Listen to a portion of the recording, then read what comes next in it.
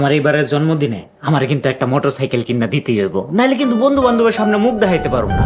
আমার বন্ধু বান্ধবের জন্মদিনে সবাই এত বড় বড় গিফট করে যে তোমারে কি কমু, আমারে খালি কেউ কিছু দেয় না। বলো বাবা, এই মুহূর্তে কি তোমাকে আমার মোটরসাইকেল কিনে দেওয়া সম্ভব? তুমি তো জানো আমাদের এই সংসারটা চলে আমার পেনশনের টাকা, বাড়তি কোনো আয়ও নাই।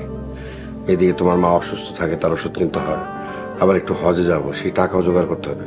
তুমি বলো তোমাকে এই মুহূর্তে কিভাবে আমি মোটরসাইকেলটা কিনে দিই? আচ্ছা, সারা জীবন আমি তোমার কাছে যা যা চাইছি তুমি কোনো না কোনো তাল বাহানা দেখাইয়া না করছো আর আমারে ঠকাইছো। এবার আমার মোটরসাইকেল না দিলে আমি হুনমই না, এবারের থেকে যাবো থাকুম না এনে। এটা কি কথা বলো বাবা? এটা কি সম্ভব তুমি বাড়ি থেকে চলে যাবে? একটা কথা বলি, আমি হজটা ঠিকঠাক মতো করে আসি, তারপর তোমার মোটরসাইকেল কিনে দেবো। আচ্ছা, তুমি আমারে কও সারা জীবন তুমি আমার লোকে কি কি করছো? জীবনে কোনোদিন একটা ভালো জামা কাপড় কিনা দেও নাই, কোনোদিন একটা ভালো প্রাইভেট মাস্টার রেখা দেও নাই, ভালো করে পড়ালেখাটা করাইতে পারো নাই, কোন জায়গায় ঘুরতে যাইতে চাইলে না করছো, কোন একটা ভালো জামা কাপড় পর্যন্ত কিনা দেও নাই। বাপ হিসেবে কোন দায়িত্বটা পালন করছো তুমি? মাহিন, তোর বাপের লগে এমনি করে কথা কইতেছিস কেন? তুমি কও, বুঝাও ভালো করে।